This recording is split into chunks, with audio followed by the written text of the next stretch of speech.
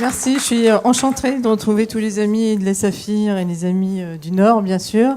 Et tout à fait honorée qu'on ait choisi le Nord pour commencer une Saphir délocalisée. Alors, je passe rapidement. Donc, évidemment, qu'est-ce qu'il faut ? Qu'est-ce qu'on a besoin de mettre dans notre boîte à outils pour reprendre un discours récent qui nous a tous touchés ? Il nous faut donc un patient, une cataracte, parce qu'on ne met pas de torique s'il n'y a pas de cataracte, et un astigmatisme qui est au moins une dioptrie. C'est clair que, en ce qui nous concerne, on ne corrige pas les astigmatismes inférieurs à une dioptrie. Il nous faut un YOLMaster pour calculer la puissance de l'implant, une topographie cornéenne qui va justement poser problème, on va le voir tout à l'heure, et j'espère sera sujet à discussion. Un calculateur, donc il faut avoir une connexion Internet, et un marquage. Ah, j'ai un problème parce que mes... Bon, alors, donc, on a vu qu'il y avait quand même une forte proportion d'ophtalmologistes qui ne mettaient encore pas des implants toriques, ou alors au moins la moitié qui mettaient des implants toriques. Voilà, donc pensez à les mettre, parce que pour moi, c'est quand même un confort incomparable pour nos patients. Donc, vous avez quand même une forte proportion de cataractes aujourd'hui en ophtalmologie, donc il faut quand même y penser. Donc, mon petit gag avec le président de la République, c'est un peu raté.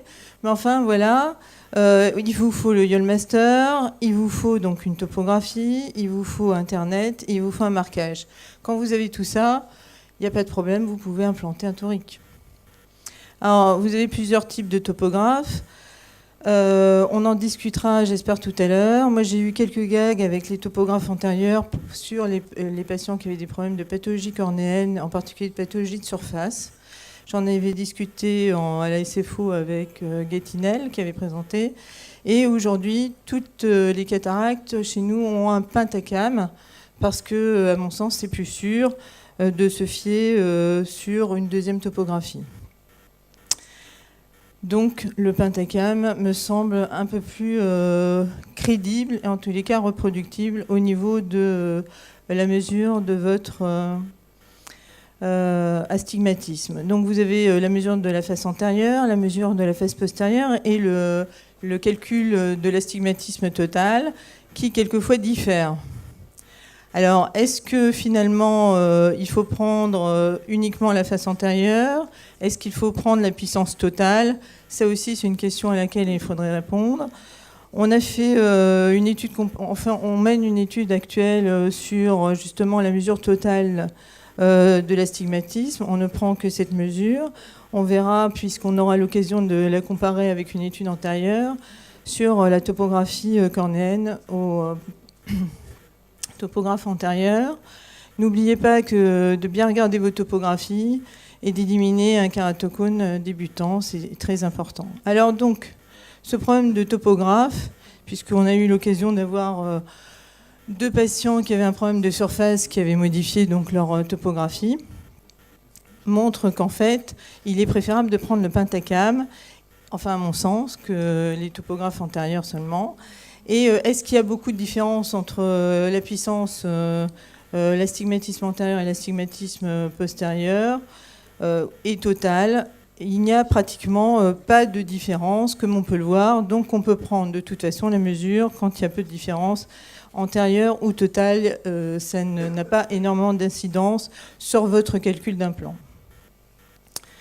Donc vous avez votre calculateur qui vous dit si vous avez donc un implant torique ou non que vous commandez. Alors vous remettez donc toutes vos constantes, la puissance, l'axe, l'angle, le rayon le plus courbé, le plus plat, avec donc l'angle.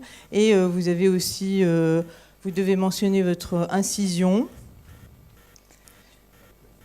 Et à partir de là, vous avez donc le calculateur qui vous précise si vous allez faire une implantation torique et quel type d'implantation torique vous allez faire.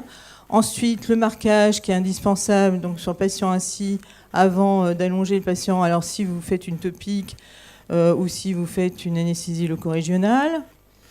Il y a une torsion lorsque vous allongez le patient. Ensuite, vous marquez donc votre axe d'astigmatisme. Voilà. Et puis, vous allez faire votre incision et votre cataracte. Donc, voilà en vidéo. Vous pouvez voir qu'à Amiens, on n'a pas que des patients jeunes. Donc, vous l'asseyez, vous faites le marquage.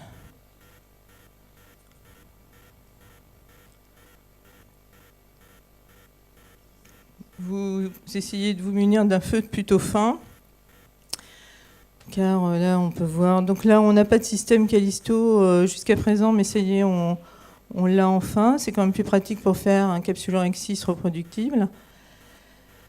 Donc vous placez vos petites marques, ces 3 petits points ici, il s'agissait d'un Alcon, en regard de vos marques cornéennes.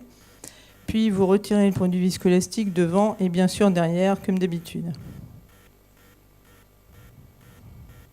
Pour éviter la dilatation aiguë du sac.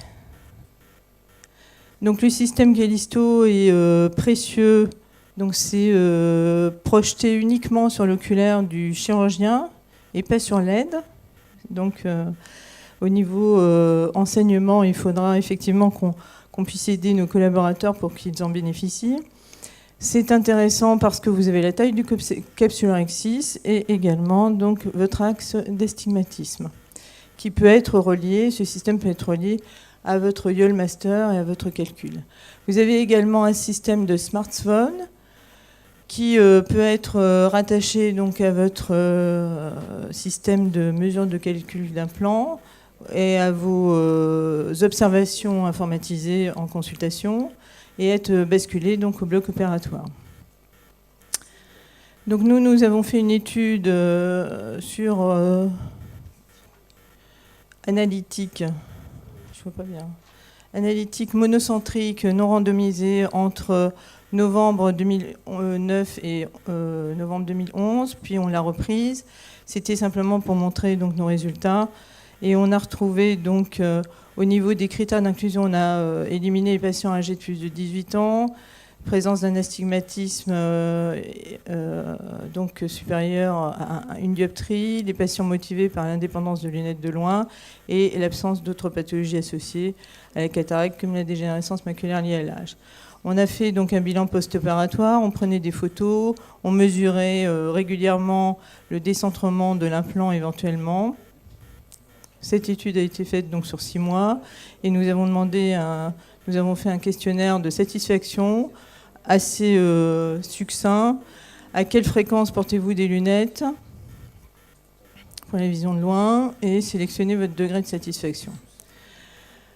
Donc on a retrouvé 55 patients, donc un s'est implanté en binoculaire. Donc on verra, on a eu un meilleur résultat de patients implantés en binoculaire. L'âge moyen était quand même assez élevé, de 71 ans, et un sexe ratio à peu près équivalent. Donc on voit qu'on a implanté que des implants Alcon, avec une forte proportion de T3 et T4. On a retrouvé donc pour un astigmatisme évalué à moins 1,85, un astigmatisme post-op aux alentours de 0,55. Donc un gain notable d'astigmatisme, une acuité visuelle sans correction très appréciable, puisque 75% des patients ne portaient pas de lunettes pour une acuité visuelle supérieure à 7, égale à 7 dixièmes. Voilà, après une légère correction, qui ne portait pas de façon constante d'ailleurs. De loin, bilatéral sans correction, pratiquement, donc tous les patients avaient une acuité visuelle non corrigée à plus de 7 dixièmes. Avec la moitié, donc qui a retrouvé une acuité visuelle à 9 dixièmes avec correction. Au niveau de la satisfaction, on a retrouvé très peu de non-satisfaits, puisque, comme on peut le voir sur cet histogramme, seulement 3% n'étaient pas satisfaits. Alors le port de la correction optique de loin était porté donc, en post-opératoire. 55% des patients ne portaient jamais leur correction optique de loin, dont occasionnellement à peu près 20%. Alors ce qui est intéressant, c'est de voir la stabilité de l'implant. La rotation a été retrouvée 1 mois après la chirurgie, à peu près à 3,8 degrés, et absolument stable à long terme. Il n'y a eu aucune complication au niveau du suivi post-opératoire et aucun dysalignement, anomalie d'alignement post-opératoire immédiat. Donc on voit que quel que soit l'axe d'astigmatisme, vous avez une stabilité constante à quelques degrés près qui n'influe pas du tout sur l'acuité visuelle. Si on se compare donc avec les autres séries, en particulier Hollande qui a rapporté 256 cas, on voit que nous avons à peu près donc la même erreur de rotation, ainsi que Ahmed qui a rapporté 240 cas.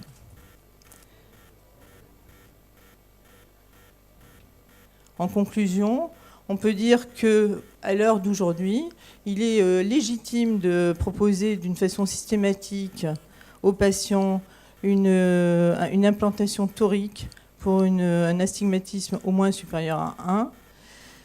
Il faut absolument calculer précisément l'implant, mais ça Thierry nous l'a fait.